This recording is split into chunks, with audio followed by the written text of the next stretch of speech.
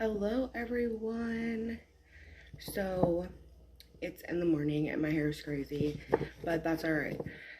Something pretty interesting and cool happened last night.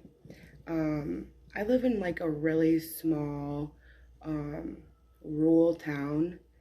So I mean there's like wildlife, and like I've come out and I've seen deer go across the yard to the neighbor's yard, like stuff like that. Possums, like normal wildlife, right? So last night I go out, it was probably about like 1:15 to smoke before I went to bed. And when I walked outside, it was just like very still. Almost eerie still. I mean, yeah, obviously it's 1:15 in the morning, so there's not a bunch going on, but it was just a different kind of stillness, right? So I see out of the corner of my eye to the left this figure moving in the street, like in the road. And I was like, oh, it's kind of like brownish tan. I was like, oh, it's the neighbor's dog, Abby. That's all that I thought, until it continued to walk down the road, and it was a fox, like a real fox. I have never in my life, number one, been that close to a fox. I don't even remember having an encounter with a fox ever. And I was so still in that moment. Like, I had my phone in my hand and everything. I could have pulled it out and taken a picture, but I was kind of like, I don't want to spook it either and it come charging over here, because I don't know what foxes do. I've never seen a fox before.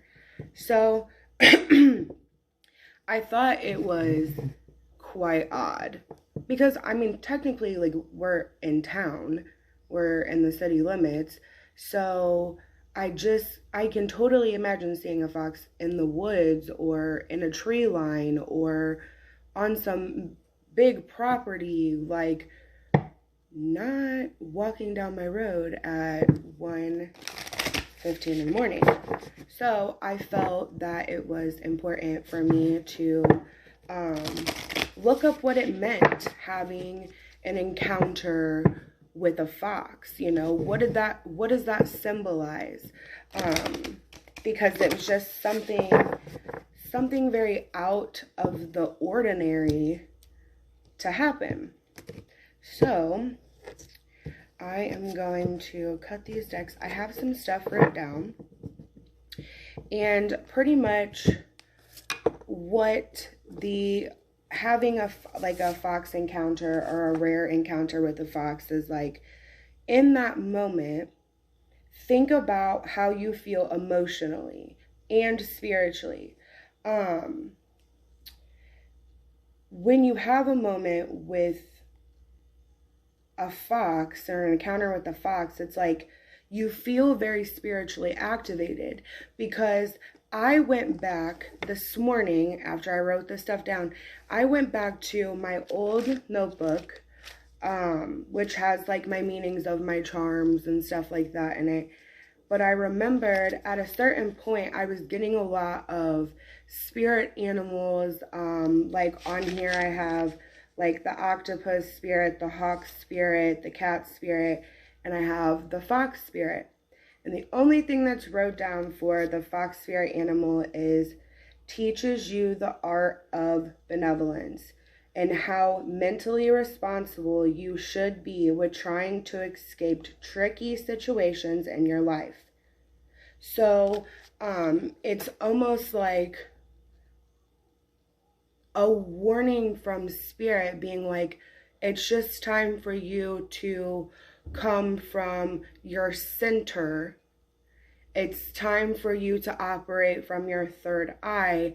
It's not time to listen to trickery or stuff like that, okay?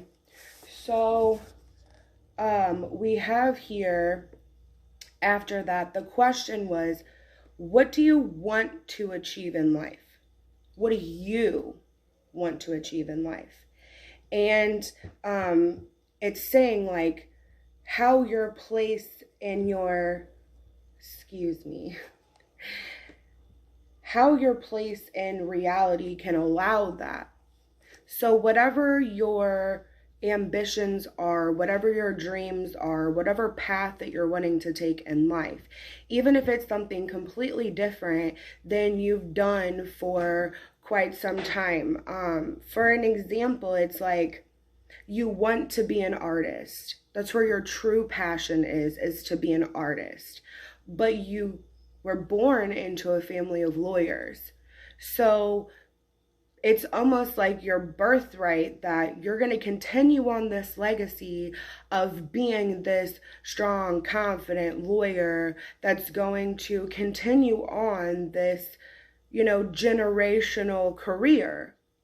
But deep down, you want to be an artist. You want to express yourself. You're talented. You feel like that you're drawn to your more creative side instead of your more logical side or career-based side when it comes to, you know, business or lawyers or marketing or whatever that may be.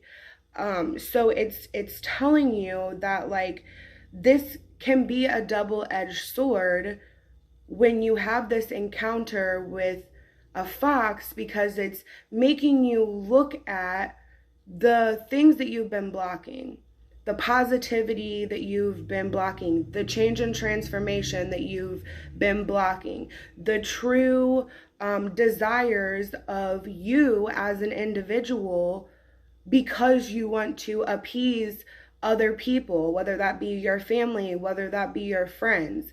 And sometimes, even though your friends and your family want the best for you, maybe sometimes your family and friends don't know what is really best for you, what's really truly going to fulfill you, what's truly going to make you happy. And if that is being an artist instead of a lawyer, if that is being a teacher instead of a doctor, whatever you feel drawn to do, and what you feel that you're being pulled to do and what your purpose is here is for that, then that's what Spirit is asking you to recognize.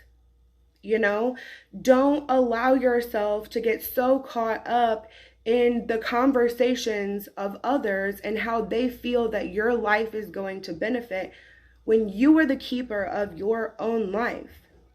You make the decisions of what you want to do and what's truly going to make you happy and fulfilled in this life. Okay, so we're going to just do a couple cards. I didn't want this to be super long. I just wanted this to kind of be like a quick, okay,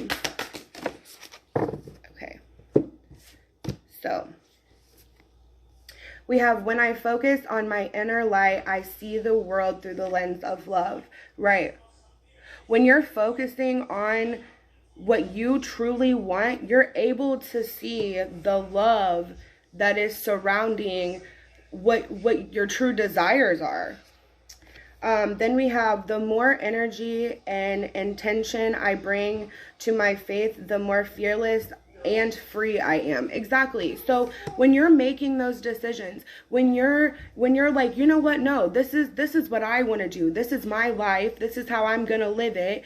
You know, this is my responsibility. I'm not going to allow the status quo or what it's supposed to be my life if I don't feel like that is the path that I am supposed to take and that I'm being guided to take. And happiness is my birthright. Right. It is your birthright to be happy in this life. It is your birthright to do what you came to this earth to do. It doesn't have to be... Oh, pizza. Hold on, guys.